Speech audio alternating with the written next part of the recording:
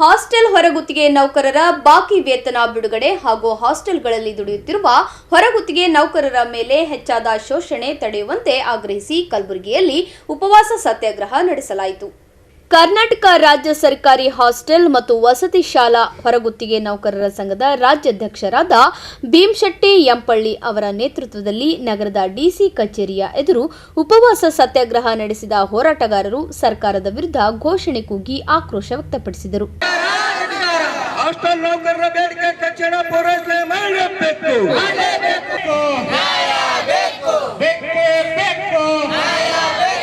ಎಲ್ಲಿವರೆಗೆ ಹೋರಾಟ? ಹೊರಗುತ್ತಿಗೆ ನೌಕರರಿಗೆ ವಾರದ ರಜೆ ಮಂಜೂರಿ ಮಾಡಬೇಕು. ರಾಜ್ಯ ಸರ್ಕಾರ ಅಡುಗೆ ಸಿಬ್ಬಂದಿಗಳ ಸಂಖ್ಯೆ ಕಡಿಮೆ ಮಾಡುವ ದುರುದ್ದೇಶದಿಂದ ಸಿಬ್ಬಂದಿಗಳು 12 ತಾಸು ಕೆಲಸ ಮಾಡುವಂತೆ ಮಾಡಿ ನೌಕರರು ಕೆಲಸ ಬಿಡುವಂತೆ ಮಾಡುತ್ತಿದೆ. ಈ ಹಿಂದೆ 50 ಜನ ವಿದ್ಯಾರ್ಥಿಗಳಿಗೆ 3 ಜನ ಸಿಬ್ಬಂದಿ, 100 ವಿದ್ಯಾರ್ಥಿಗಳಿಗೆ 5 ಜನ ಸಿಬ್ಬಂದಿ ಇದ್ದರು. ಆದರೆ ಈಗ 100ಕ್ಕೆ 4 ಜನ ಸಿಬ್ಬಂದಿ ಇರಬೇಕು ಎಂಬ ಆದೇಶ ಹೊರಡಿಸಿದೆ. ಇದು ನೌಕರರಿಗೆ ಹೆಚ್ಚಿನ ಒತ್ತಡವಾಗಿದೆ ಎಂದು ಆರೋಪಿಸಿದರು. ರಾಜ್ಯದಲ್ಲಿ ಯಾವುದು ಕಾಂಗ್ರೆಸ್ ಸರ್ಕಾರ ಬಂದಾಗಿನಿಂದ ನಮ್ಮ ಹಾಸ್ಟೆಲ್ ನೌಕರರ ಮತ್ತಷ್ಟು ಸಂಕಷ್ಟ ಹೆಚ್ಚಾಗಿದೆ. ಹಿಂದೆ ಸಿದ್ದರಾಮಯ್ಯನ ಸರ್ಕಾರ 17-18ರಲ್ಲೂ ಕೂಡ 5,000 ಮಂದಿಗೆ ನೇಮಕಾತಿ ಮಾಡಿ ನಮ್ಮ 5,000 ಮಂದಿಗೆ ಹೊರಗೆ ಹಾಕಿತ್ತು.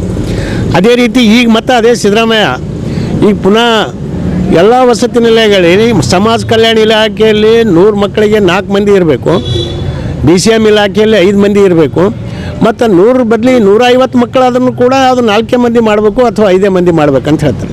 200 ತನೂ ಕೂಡ ಟಾರ್ಗೆಟ್ ಕೊಟ್ಟಿದ್ದಾರೆ ಅವ್ರು. ಹೀಗಾಗಿ ಇವತ್ತು ಇಡೀ ನೌಕರರು ಕೆಲಸ ಬಿಟ್ಟು ತಾವೇ ಹೊಡಿ ಹೋಗ್ಬೇಕಮ್ಮ ರೀತಿ ಈ ಕಾಂಗ್ರೆಸ್ ಸರ್ಕಾರ ವರ್ತಿಸ್ತಾ ಇದೆ. ಇದ್ರ ಬಗ್ಗೆ ಅವ್ರಿಗೇನು ಅರಿವು ಇಲ್ಲೇನು? ಇಲ್ಲಿ ನಮ್ಮ ಉತ್ತರ ಕರ್ನಾಟಕ ಮಂತ್ರಿಗಳೇನು ರೊಟ್ಟಿ ತಿಂತಾರೆ, ಮತ್ತೇನಾರ ರಾಗಿ ಮುದ್ದಿಗಿನ ತಿಂತಾರೆ ಇವ್ರಿಗೆ ಅರಿವೇ ಇಲ್ಲ. ಇವತ್ತು ರೊಟ್ಟಿ ಮಾಡೋ ಪ್ರದೇಶಕ್ಕೆ ಸಿಬ್ಬಂದಿ ಹೆಚ್ಚಿಗೆ ಬೇಕು. ಇದ್ದ ಸಿಬ್ಬಂದಿಗೆ ತೆಗೆದು ಇವತ್ತು BCM ಇಲಾಖೆಯಲ್ಲೂ ಕೂಡ ತೆಗಿಲಕ್ಕೆ ಸ್ಟಾರ್ಟ್ ಮಾಡ್ಯಾರ. ಮಕ್ಕಳ ಸಂಖ್ಯೆ ಅನುಗುಣವಾಗಿ ಅವರು ಹೆಚ್ಚಿಗೆ ತೊಗೊಂಡಿದ್ರು. ಈಗ ಇಲ್ಲ, ಮಕ್ಕಳು 200 ಇದ್ರೂ ಕೂಡ 5 ಜನ ಮಾಡ್ಬೇಕಂತ ಅವ್ರು ಹೇಳ್ತಾರೆ. ಅದು ಆಗಲ್ಲ, ಮಾತು ಸಾಧ್ಯ ಇಲ್ಲ. ಅದಕ್ಕೆ ದಯವಿಟ್ಟು ಈ ಸಿದ್ದರಾಮಯ್ಯನ ಸರ್ಕಾರ ಈ ವಿರೋಧ ನೀತಿಯನ್ನು ಅನುಸರಿಸ್ತಾ ಇದೆ, ಅದು ವಾಪಸ್ ತೊಗೋಬೇಕು. ಎಲ್ಲ ಕಡೆ ಸಿಬ್ಬಂದಿಗಳು ಕೊಡಬೇಕು. ಸಮಾಜ ಕಲ್ಯಾಣ ಇಲಾಖೆಯಲ್ಲೂ ಕೂಡ ಕಳೆದ 5-6 ತಿಂಗಳು ಹಿಡಿದು ಅವರು ಸಿಬ್ಬಂದಿಗಳು ಕೊರತೆ ಮಾಡಿ ಇವತ್ತು ಯಾವ ರೀತಿ ವರ್ತಿಸ್ತಾ ಇದ್ದಾರೆ ಅಂದರೆ ಹಿಟ್ಲರ್ ಪಾಲಿಸಿ. ಯಾವ ರೀತಿ ಹಿಟ್ಲರ ಜನಗಳಿಗೆ ಕೊಲ್ಲಬೇಕಾದ್ರೆ ಅವ ಕೊಲ್ತಿದ್ರಲ್ಲ ಅಂತ ಜನಕ್ಕೆ ಉಪವಾಸ ಕೆಡವಿ ಹಿಂಗೆ ರೊಟ್ಟಿ ಚೆಲ್ಲಿ ಆ ರೊಟ್ಟಿ ಬುತ್ತಿ ಇಡ್ಲಕ್ಕೆ ಹೋಗಿ ಒಬ್ರಿಗೊಬ್ರು ತುಳು ಸಾಯ್ತಿರಂತ. ಹಂಗೆ ಈ ಕಾಂಗ್ರೆಸ್ ಸರ್ಕಾರನೂ ಕೂಡ ಹಿಟ್ಲರ್ ಪಾಲಿಸಿ ಸರ್ಕಾರ, ಜನರನ್ನು ಕೊಲ್ಲುವ ಸರ್ಕಾರ ಅಂತ ಓಪನ್ ಆಗಿ ಹೇಳ್ತೀವಿ ನಾವು. ಯಾಕಂದ್ರೆ ಜನಕ್ಕೆ ಮಾಡಲಾರ್ದಂಥ ಕೆಲಸ ರಾತ್ರಿ 10-11 ಗಂಟೆ ಅದನ್ನು ರೊಟ್ಟಿ ಮಾಡೋಕ್ಕಾಗಲ್ಲ, ಅಷ್ಟು ಕಷ್ಟದಾಗ ಹಾಕ್ತಾರೆ ಅಂದ್ರೆ ಇವ್ರಿಗೆ ಉಸಿರು ಹತ್ತದ ಈ ಸರ್ಕಾರಕ್ಕೆ. ಅದಕ್ಕಾಗಿ ಇವ್ರು ಎಷ್ಟೇ ಬಿಟ್ಟಿ ಕೊಟ್ಟರೂ ಕೂಡ ಇವ್ರ ಮಾನವತೆ ಬೇಕಲ್ಲ.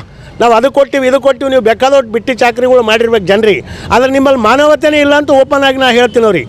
ಅದಕ್ಕೆ ಇವತ್ತು ಅವರಿಗೆಲ್ಲ ಏನದ ಸಿಸ್ಟಮ್ ಹಿಂದಿನ ಹಿಡಿದು ಈ ಹಾಸ್ಟೆಲ್ ಹುಟ್ಟಿ 40 ವರ್ಷ ಹಿಡಿದ್ರೂ ಕೂಡ 50 ಮಕ್ಕಳಿಗೆ 3 ಜನ, 100 ಜನಕ್ಕೆ 6 ಜನ ಇದ್ದಿದೆ. ಅದು ಆ ಹಳಿ ಸಿಸ್ಟಮರ ಇಡಬೇಕು ಮಿನಿಮಮ್.